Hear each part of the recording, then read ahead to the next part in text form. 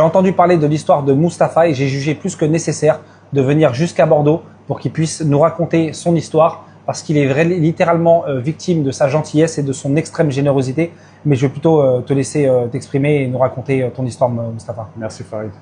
Alors oui, un soir où je débauchais, j'ai rencontré Frédéric qui dormait à l'extérieur, qui a failli mourir devant ma porte. Donc de suite, je lui ai proposé de dormir à l'intérieur de mon restaurant. C'est ce que j'ai fait, donc il est rentré, il a dormi. Le lendemain, je suis venu le voir. Et aussitôt, j'ai demandé à la mairie de me mettre à disposition des tentes pour les mettre sur ma terrasse. Et c'est ce qu'on a fait. De suite, on a accueilli une quinzaine de sans-abri et qui ont été contents de trouver du chauffage. Donc je leur faisais des plats matin, midi et soir. Ils dormaient, ils avaient du chauffage, ils étaient bien. Donc pendant toute la période de grand froid, et c'était bien pour eux en tout cas. Super.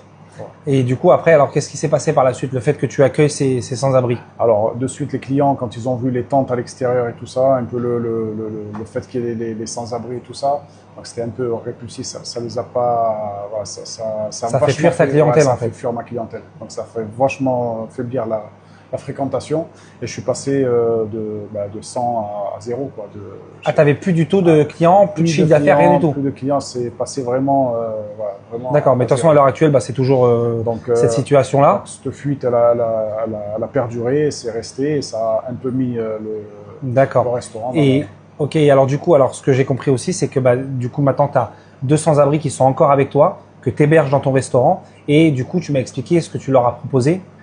Si tu peux le dire? Eh bien, justement, parce que c'est des personnes qui ont la volonté de s'en sortir et je l'ai de suite vu, ils se sont proposés de m'aider et j'ai voulu leur donner une chance et je leur donnerai une chance, à condition bien sûr que les conditions s'améliorent et tout ça. Bien sûr. Donc Niglo qui est très volontaire, qui se lève très tôt le matin, qui a décidé de s'en sortir. Donc j'aimerais bien l'embaucher par la suite et puis lui donner sa chance et puis une chance d'avoir un foyer, un appartement, lui et sa compagne. Voilà. D'accord, parce qu'ils sont deux justement, il est avec sa compagne. Et c'est d'abord parce qu'ils ont eux-mêmes la volonté de s'en sortir. C'est magnifique, voilà.